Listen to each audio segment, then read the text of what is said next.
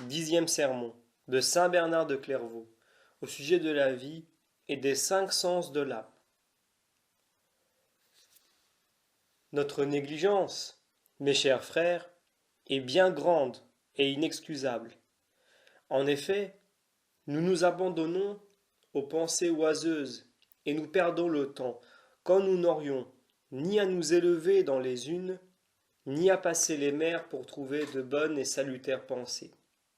Car comme dit Moïse, la parole de Dieu est tout près de nous.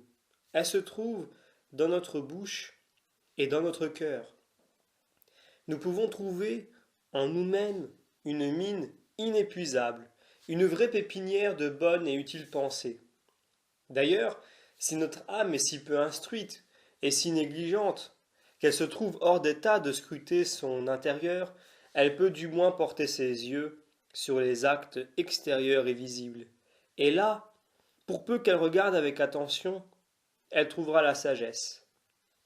En effet, considère, ô mon âme, car il est écrit, donnez au sage une occasion, et il deviendra plus sage encore. Proverbe chapitre 9. Considère, dis-je, ô mon âme, tout ce que tu fais pour ton corps, et tu verras que c'est toi qui lui donnes la vie et la force sensitive. Quant à la vie, tu la lui donnes égale dans tout son être. En effet, l'œil ne vit pas d'une vie différente de celle du doigt, mais pour la force sensitive, il n'en est pas de même.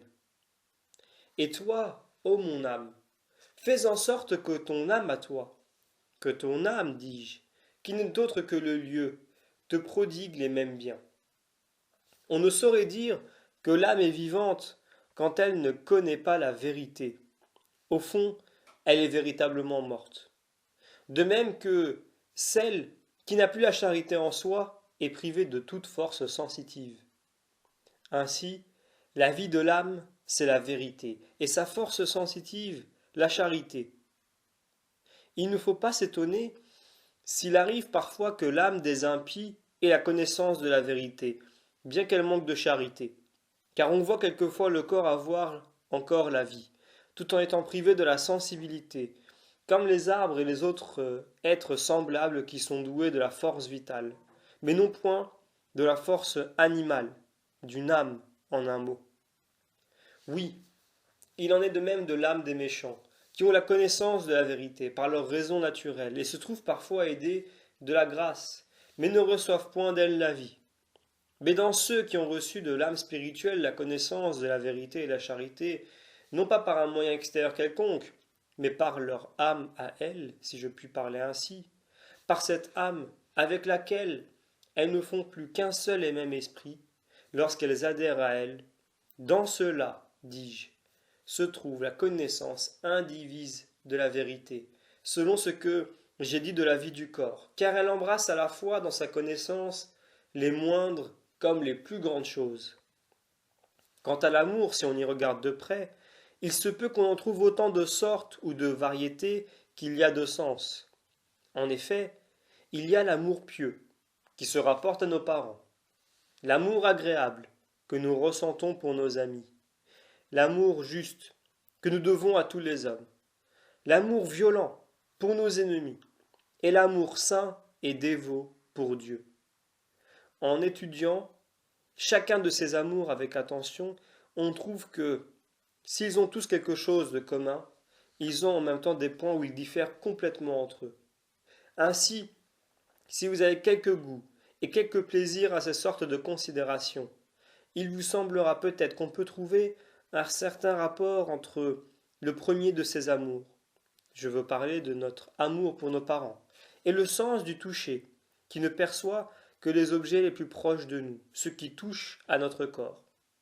Cet amour, en effet, ne se rapporte qu'à ceux qui nous touchent de près par la chair.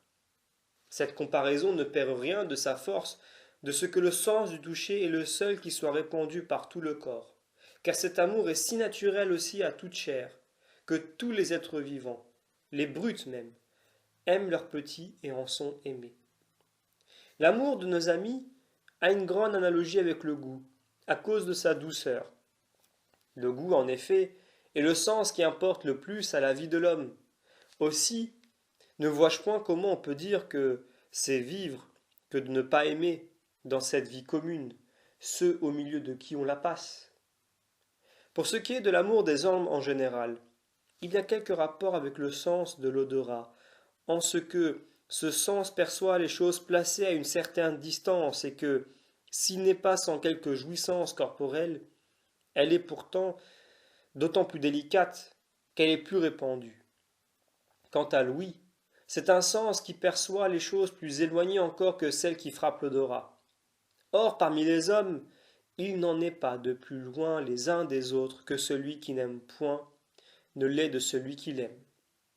D'ailleurs, s'il se rencontre quelque jouissance corporelle dans les autres sens, et s'il s'en semble qu'elle se rapporte plus particulièrement à la chair, l'ouïe est presque tout entière étrangère à la chair, et paraît n'avoir de rapport qu'avec ce genre de jouissance qui consiste tout entière dans l'obéissance. Or, il est de toute évidence que cette vertu se rapporte à l'ouïe, parce que toutes les autres jouissances, nous avons vu qu'elles ont la chair pour occasion. La vue est celui de nos sens qui a le plus de ressemblance avec l'amour de Dieu, car il l'emporte sur tous les autres et il est d'une nature unique. Il est d'une plus grande sensibilité et perçoit les objets les plus loin. L'odorat et l'ouïe semblent aussi percevoir les choses éloignées, mais on croit qu'ils ne les perçoivent qu'en attirant à eux l'air qui les leur rend sensibles. Or, il n'en est pas ainsi de la vue. Elle semble plutôt se faire au dehors et aller elle-même à la rencontre des objets éloignés. Ainsi en est-il de nos affections. On peut dire en quelque sorte que nous attirons à nous le prochain quand nous l'aimons comme nous-mêmes. Nous attirons également ainsi nos ennemis quand nous les aimons pour qu'ils soient comme nous, c'est-à-dire pour qu'ils deviennent nos amis. Mais pour ce qui est de Dieu, si nous l'aimons comme il le mérite, de toutes nos forces, de toute notre âme et de tout notre cœur, c'est plutôt nous qui allons à lui et qui nous hâtons de toutes nos forces vers ce Dieu qui est placé au-dessus de nous d'une manière ineffable. Il est manifeste que, de nos sens corporels, la vue est celui qui l'emporte sur tous, et que l'ouïe se place avant les trois autres. Quant à l'odorat, s'il ne vient pas avant le goût et le toucher, au point de vue de l'utilité, au moins leur est-il supérieur en élévation. De même que le goût semble avoir le pas sur le toucher. C'est d'ailleurs ce que nous montre la disposition même de nos membres. Ainsi, les yeux sont placés en haut de la tête. Les oreilles et le nez sont évidemment plus bas. Et il en est de même du nez par rapport aux oreilles et du palais par rapport au nez. Enfin, les mains et le reste du corps, où le tact est répandu, se trouvent placés en dessous du palais. Cela est manifeste.